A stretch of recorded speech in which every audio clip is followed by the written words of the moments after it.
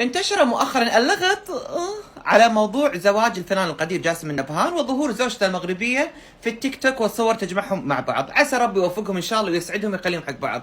لكن انا استغرب من حشرية الناس وتدخلهم في هذا الموضوع والتعليقات السلبية والتافهة على هذا الموضوع. والله ساحرته، والله هو عود شلون يتزوج وحدة كبر بنته وين حصل نبهان. انتوا ايش عليكم؟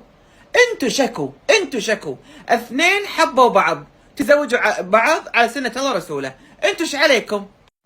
عسى ما شافه واحد يحب وحده على طول ساحرته، شوف ايش مسويت له، شلون تعلق فيها. قولوا مو حاصل لكم، قولوا انا مو حاصل لي واحد يحبني ويعزني ويدللني ويسفرني ويسوي لي، قولي كذي.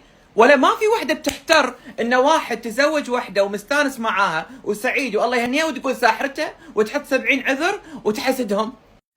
انتوا يومكم كتبتوا هالكلام السلبي هذا ما راعيتوا مشاعر الريال ولا زوجته ولا بنته حصن نبهان، بس تسبون وتسيئون الظن بالناس وتدشون في نواياهم عشان والله حاطه كم فيديو في التيك توك خلاص هي ساحره. مو بكيفكم هي ساحره، حاطه كم اغنيه مسكينه مغربيه على كم شغله هم عندهم بالبركه او شغلات كذي. وما يصير تربطون اسم المغربيات بالسحر.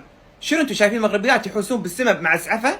من ارقى ناس والناس لسانهم عذب وجميل والنعم فيهم. عيب اللي انتم قاعدين تسوونه واساءة الظن بالناس والتجريح فيهم عيب. اكثر ناس يتكلمون على اليجوز والما يجوز ويحددون حق الناس شنو حلال وشنو حرام، وكله يتكلمون بالناس وطريقة مشيتهم وطريقة كلامهم وطريقة لبسهم ويسيئون الظن بالناس ويدخلون في نواياهم. بعدين لما نسألهم ليش تسوون كذي ما يجوز هاللي قاعد تسوونه، يقول لا هو شخصية عامة ولا مشهور كافر عادي ندم فيه، ولا يحطون 70 مبرر حق الناس اللي برا.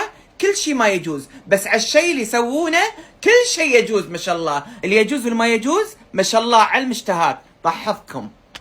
عموما فناننا القدير جاسم نبهان محشوم انت وزوجتك وعائلتك الكريمه، واذا تبي تطلق واحده من حريمك وتاخذني ما عندي مشكله.